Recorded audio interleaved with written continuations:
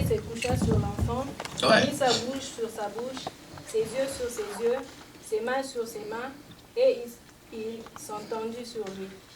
Et la chair de l'enfant se réchauffa. Élisée s'éloigna, alla ça et là par la maison, puis monta et s'étendit sur l'enfant. Et l'enfant éternua 7 fois et il ouvrit les yeux. Élisée appela Géasi et dit, appelle cette Sunamite. Géasi l'appela et elle vint vers Élisée, qui dit, prends ton fils. Elle alla se jeter à ses pieds et se prosterna contre terre. Elle prit son fils et sortit. Amen. Amen. Je vous raconte l'histoire. Voici l'homme de Dieu qui passait de temps à autre. Et une dame dit, il faut que je fasse quelque chose pour cet homme. En fait, quand il va passer encore, qu'il puisse se reposer ici. L'homme de Dieu va se reposer. Il regarde, il dit, les bienfaits de cette dame, qu'est-ce que je dois faire pour elle? Il dit à son serviteur Géasi, va appeler la dame. Il pose la question à la dame, que veux-tu que je fasse pour toi? Tu veux que je parle au roi du pays? La femme dit, j'ai des connaissances avec tous ces gens-là. Dit, mais qu'est-ce que je peux faire alors pour toi?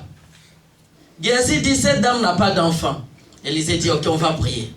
Ils ont prié et voici l'enfant. L'homme de Dieu est parti. Un jour, la femme vient auprès d'Élisée. Élisée dit à Géasi, le cœur de cette femme est en train de saigner et Dieu ne m'a pas montré son problème. Va auprès de cette dame, il faut lui poser la question, qu'est-ce qui ne va pas? Élisée vient parler à la femme dit tout va bien. Et Géasi, pardon. La femme va vers Élisée, et il dit à Élisée, est-ce que moi je t'avais demandé un enfant? Élisée a compris directement que l'enfant est mort. Il appelle Géasi, il dit Géasi, prends mon petit bâton, tu vas mettre sur la face de l'enfant et l'enfant va ressusciter. Et Géasi courit et Élisée, la femme dit Élisée, je ne vais pas te laisser, je vais partir avec toi. Quand Géasi est arrivé, il a mis le bâton sur l'enfant, l'enfant n'était pas revenu à la vie. Élisée lui-même vient. Ma fille, tu t'appelles comment? Aimé. Voici mon apôtre qui vient, qui trouve qu'Aimé est morte. Mon apôtre dit, mais c'est ma fille. Il enlève la veste. Il lui prend la tête. Il met sur la tête d'Aimé qui est morte. Ses mains, il met sur les mains d'Aimé qui est morte. Tout son corps sur Aimé. Maman, et toi, tu viens trouver l'apôtre, qu'est-ce que tu diras? Alléluia. Quelle sorcellerie! N'est-ce pas? Quelle sorcellerie! Bien aimé, si c'était à nos jours, mais je ne souhaite pas que tu vas mourir, non. Tu mourras jusqu'à ce que tu te rassasies des jours et des années. Amen. Amen.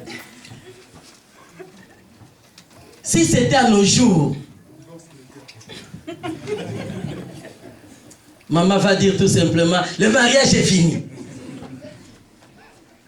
Or, Dieu est en train de nous interpeller, surtout nous qui sommes chrétiens, de quitter le niveau où nous sommes pour atteindre un autre niveau, ramener les choses surnaturelles à être visibles. La Bible dit dans le livre d'Éphésiens disant ceci, nous allons ramener les choses qui sont dans les lieux célestes et les réunir avec les choses qui sont sur la terre à une seule personne qui est Christ. Or, les choses qui sont dans les lieux célestes, c'est spirituel, qui sont invisibles. Les choses qui sont sur la terre, c'est les choses visibles. Donc, avec le pouvoir, avec la puissance que Christ m'a accordée, lorsque je me mets à genoux, je me lève, je déclare, la chose qui était en haut se déclenche, descend et ça se matérialise. Amen.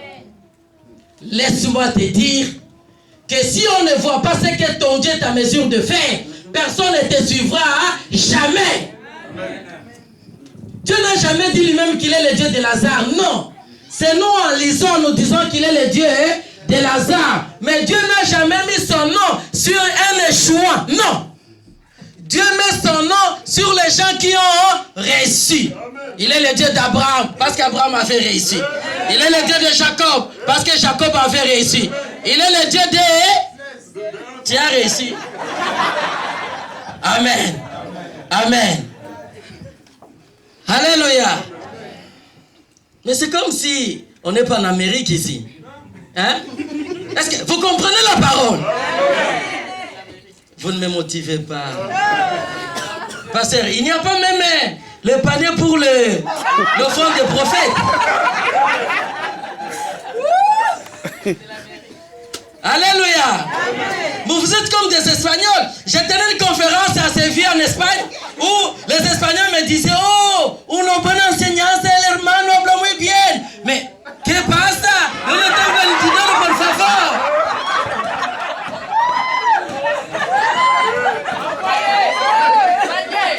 Ma fille, que Dieu te bénisse. Les pas que tu es en train de compter, que ce soit le nombre de tes enfants. Au nom de Jésus.